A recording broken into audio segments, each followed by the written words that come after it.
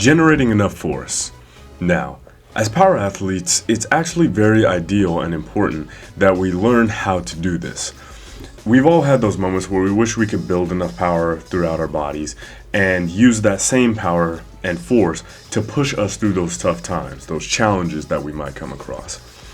Well, what if I were to tell you that it's actually possible and pretty simple to do yourself? Well, in today's video, that's exactly what I'm here to do. For those of you who don't know, my name is Rick Goodman and I'm the creator of Vexick Fitness, and I'm on a journey to create a strong society through building strong individuals. Now, if that interests you, then make sure to like and subscribe and stay tuned for more great content coming up in the future to you just like this. So, let's dive into it. Now, a second ago, I mentioned generating enough force. What did I mean by that? Well, what I'm actually talking about in particular is fast twitch muscle fibers. Now, what are those? Fast twitch muscle fibers are the muscles that you use that generate a lot of force. They're the muscles that you use to do a lot of things such as jumping, punching, sprinting, and a lot of high intensity exercises, a lot of high intensity movements. Those same muscle fibers are quite common amongst power athletes. Those power athletes being track and field, boxers, or powerlifters, for example. Since I'm a powerlifter and a martial artist, I was actually going to be talking about that today. When powerlifting, you need to have those explosive movements because that ability to become explosive is what helps you a lot when you're trying to get the weight moving properly. For example, when you are doing a squat, that's the best example of it. All you're doing is you're getting the weight on your back and then you're lowering it down and going right back up. The reason that fast twitch muscle fibers are very important for this is because fast twitch muscle fibers are what are going to allow you to generate a lot of force when you're trying to get that weight back up. It also does help to have a strong core, back, and calves and feet muscles to be able to balance that weight on your back, but specifically when you're doing the movement that allows you to expand your muscles out. For example, locking out when it comes to bench, locking out when it comes to deadlift and squat. For powerlifters, it's very important that you are able to generate enough force to go back up from the bottom to the top. How exactly do we do this? I think that one of the best ways to do this is actually through high intensity interval training, or HIIT. What is this? HIIT is, like I said, high intensity interval training. It's the type of training that allows your body to be able to work its fast twitch muscle fibers a lot easier. And this is what's going to allow you to generate a lot more force during your workouts.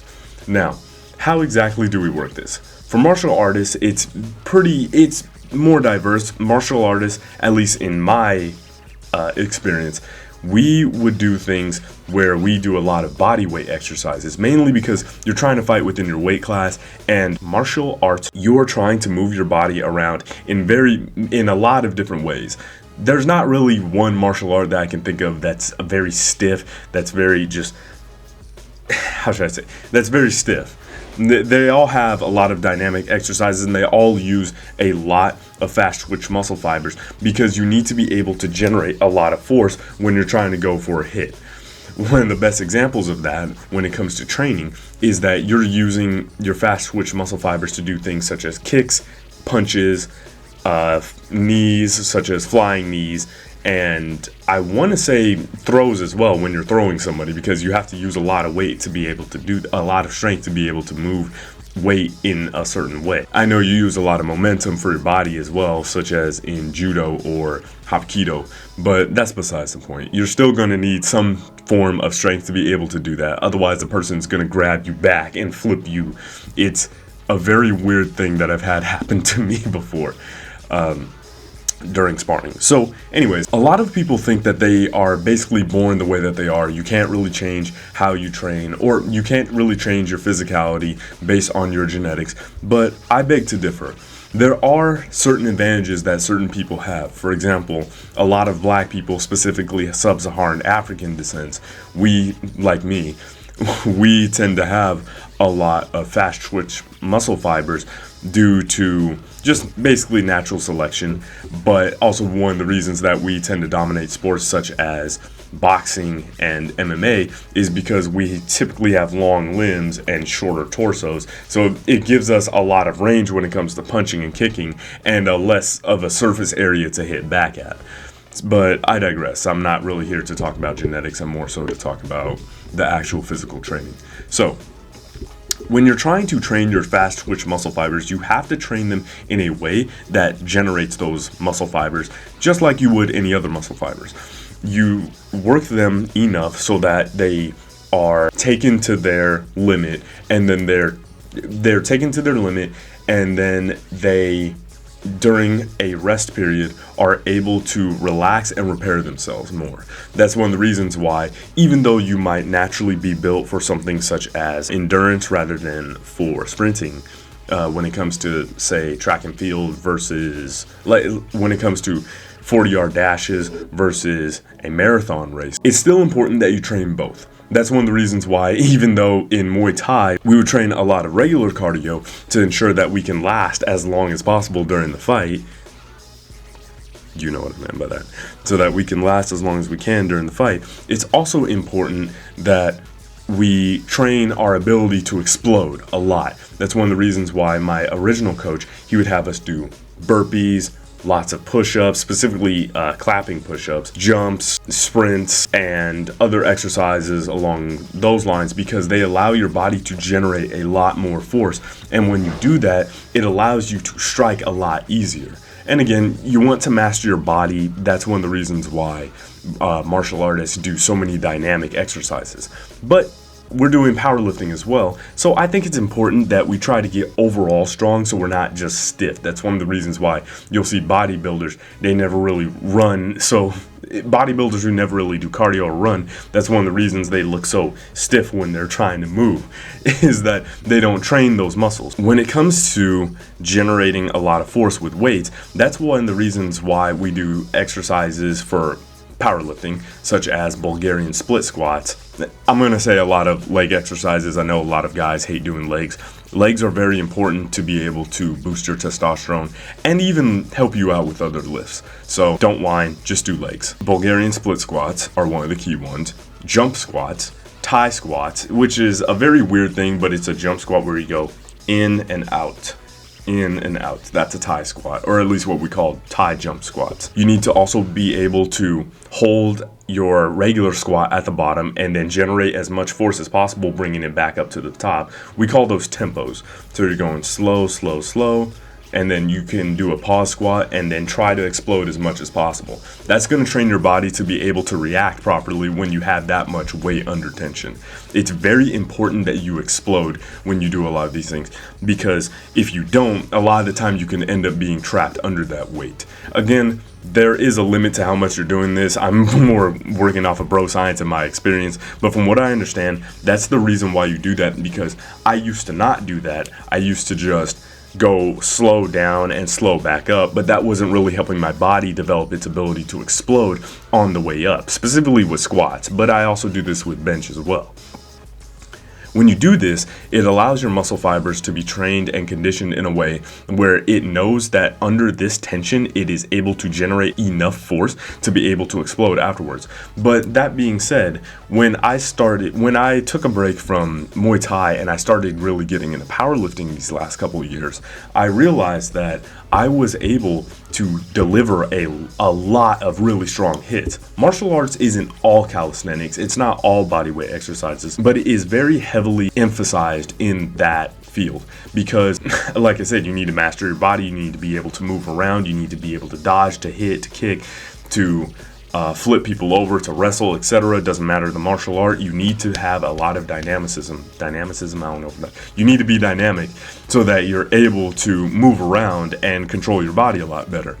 Powerlifting paired with this actually helps you. It helps you a lot when you are able to do this, because then you can now deliver a lot stronger hits. When I took a break from Muay Thai and then worked on conditioning my hip back because it was injured, it was a little strained for a while, and then I was doing powerlifting and I started getting really heavy into my lifts, I went to sparring one day. And that was the first time I had sparred in, I want to say 9 months at the time, maybe a little longer. I was doing personal training, so I kept up with the form and with hitting the heavy bags at least.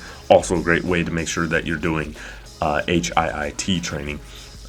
That's redundant, to do HIIT. I realized that when I got into the boxing ring, I was sparring people, and because my body was so conditioned and so reinforced, my muscles were able to take a lot of damage. That's from previous fights, the conditioning that we did in Muay Thai to being able to take a lot of hits. But I realized that I can throw some heavy hits as well. I was able to throw hooks and kicks that I hadn't been able to throw before because I conditioned my body to being able to lift a lot of heavy weight, and because that heavy weight is heavier than my body's used to, it conditioned my body to being able to deliver a lot heavier hits, if that makes sense. Now let me tell you, I touched on it before, but I'm gonna say it again. Anybody can learn how to do this, despite what the media tells you, despite what genetic determinism tells you. Anybody can train in a way that at least allows access to their fast twitch muscle fibers, because when you do that, you are able to generate a lot of force. My friend Matt was not exactly the best when it came to generating a lot of force, same with Dominic, Pablo, and Zach, and Jordan. But when I started training them Muay Thai during COVID, I noticed that a lot of my and after COVID, I noticed a lot of my friends had begun to move a lot faster. We would do sprints, we would do weighted exercises, we would do calisthenics a lot, and we did a lot of exercises like, for example, not crazy eights, we did burpees that help a lot with that. We did clapping push-ups, and we did a lot of heavy bag kicks, because those exercises will allow you to be able to generate more fast twitch muscle fibers when you're training afterwards. And we're all different races, we're all different builds. Matt and I, out of that specific group, are two of the tallest, and then Dominic is the tallest out of us, but we're able to do all of these things. I know these are a lot of names for people to try and keep up with, but a lot of us were able to eventually generate a lot of force because of the fact that we were able to train that. Matt can actually out sprint me in a lot of cases because he does a lot of training where he does uphill sprints. He does a lot of running, so his endurance is a lot better than mine. Not really naturally, because he trains that. I don't really train that as much, but I'm working on it. And it is because of that that we're able to see what our bodies are truly capable of. That is why I think it is important to be able to train your fast twitch muscle fibers and to train your ability to be explosive when it comes to training for both martial arts and for powerlifting. So that being said, I'm going to do a beginner exercise routine for people to try out at home, because I think it would be, one, good for me to train on becoming a coach, and two, be good for teaching people how to get basically ripped or basically get stronger with as minimal equipment as possible. So one of the first few exercises you want to do is always push-ups, squats, and sit-ups. Sit-ups because it helps you out with your core, and it can actually help out with your endurance when you get to a certain point. If you're just starting out, try doing a routine of 10 push-ups for about 3 sets. This all should be about 3 sets long. So do 10 push-ups for about 3 sets.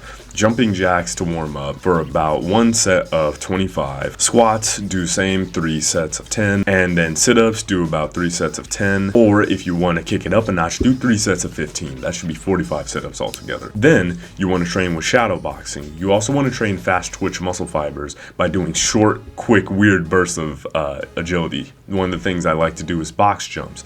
If you don't have a box, try jumping up from a bottom step to a higher step. For example, I have a porch outside, I like to use that.